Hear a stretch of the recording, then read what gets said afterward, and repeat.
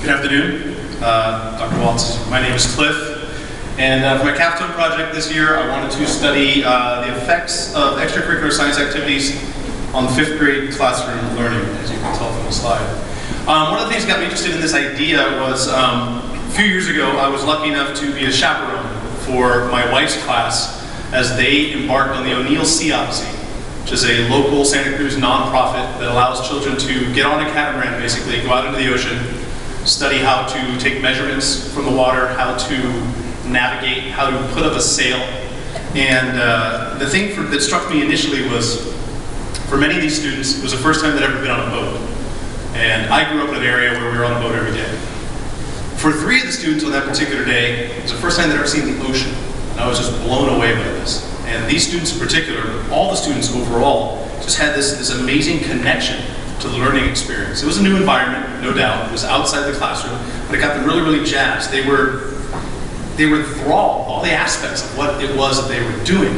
And you could see them really be interested and driven in trying to attain more knowledge about what was taking on. The level of electricity and excitement that they had was pretty amazing. So from that experience, the first thing I wanted to ask were, do these extracurricular activities have a positive effect on student learning? From what I saw on the boat, it seemed that they did. From what we'd assume, one would think that they would as well. But I wanted to be sure. Some of the secondary things I was curious about were what might be available for students outside of the O'Neill Sea Odyssey here in the Monterey Bay area. How would these other activities support their learning? And if they couldn't get out, could the ideas of what we were doing in these outside activities be brought into the classroom? Some of the things on the literature review side, the peer-reviewed stuff, the question number 1 that I wanted to tackle was, why take students out of the classroom?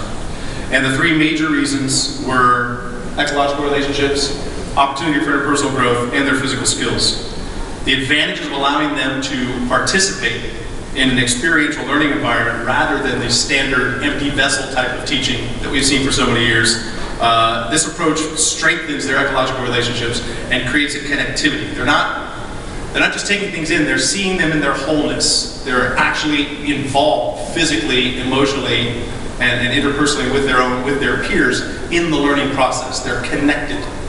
It's not an abstract idea, they have to deal with it. Under strengthening ecological relationships, one of the things I found that when you're outside the classroom, it allows us, rather than sit there and change our place in nature, which is immutable, we're better served probably trying to reconcile the idea of whether we're here to play a supportive role in the integrity of our biosphere, or whether we're here to dominate and take as much from it as we can. When the students are allowed to participate in this biosphere, when they're allowed to take the ideas of what they learn in the classroom, they're more connected to that lesson out in the real world.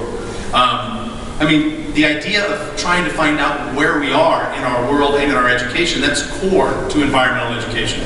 Whether it's in the classroom, whether it's on a boat with 35th graders learning about plankton, or whether it's in the redwoods on a ropes course in science camp.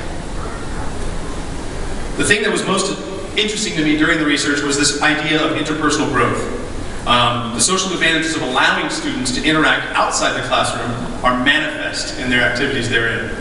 When they engage in outdoor learning, a student is not just gaining new insight on their surrounding world, but also learning more about themselves and how they interact with their fellow students.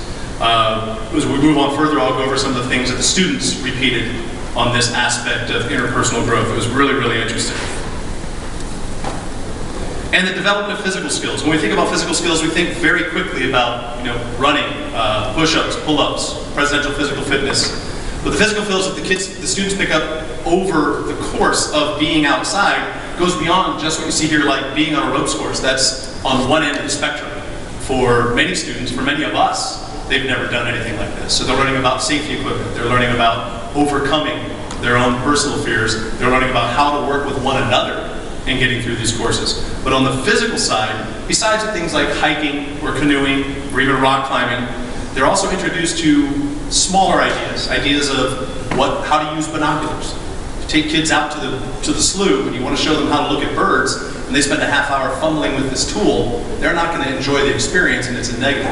So this introduction to things like a compass, like binoculars, be it as something as big as safety gear. This is also encompassed as part of the physical skills that they're able to pick up. Researchers have also recognized that students who engage in outdoor education can see benefits in both gross and fine motor skills, as well as increased level of stamina.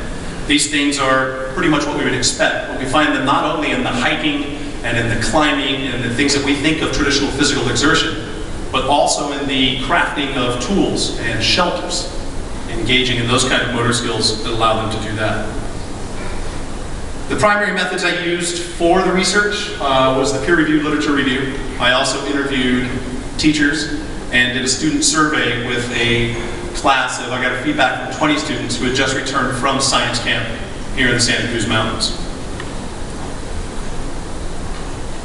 I did have the interview with two teacher responses. Like I said, 20 student responses. 20 of the students responded. Again, when we get to some of the limitations further on, that will come up again, the smaller pool of information that I've had. Under the results and findings, obviously answering the question that I proposed at the beginning was, what are the effects? What I found is that the effects are positive. It's something that we do want. It's something that we're looking forward to. But I'd like to go back for a moment and talk about the interpersonal and social reactions again. This is what I found to be the most curious of the group. In one of the survey questions, they were given two choices. One was, did you find that participating in these type of activities increased your self-esteem? Yes or no? And did you find that participating in these activities increased your self-confidence? Yes or no? When asked if attending science camp in particular increased their self-esteem, it was 10-10, yes and no, 50-50. I was surprised. I was especially surprised when I got to the next question, where the question of self-confidence came up, and only one student responded in the negative. So you had half the students feel that basically their self-esteem didn't increase, but their self-confidence did. This might seem like a small detail, but to me it feels quite important. Fifth graders are asked to take on a host of social and physical changes as they transform from elementary school to middle school. So their sense of who they are is slow to change. However, when given the opportunity, they are quick to change how they view their own abilities, if not how they view themselves. So by giving them these opportunities, by being outside, by challenging them to do things outside of their own comfort level, outside of their own classroom, we give them opportunities to discover how they might be capable of more than they think themselves. We can instill in them the idea that their own self-esteem, not just their self-confidence, can grow over time. The self-confidence they get immediately, the self-esteem comes as they repeat those activities with their newfound self-confidence. As I alluded to earlier, problems and limitations. The peer-reviewed research that I did, all the books, all the writings, were very global in scope, not so much in Monterey Bay. I did find one that was particular to the Bay Area and height.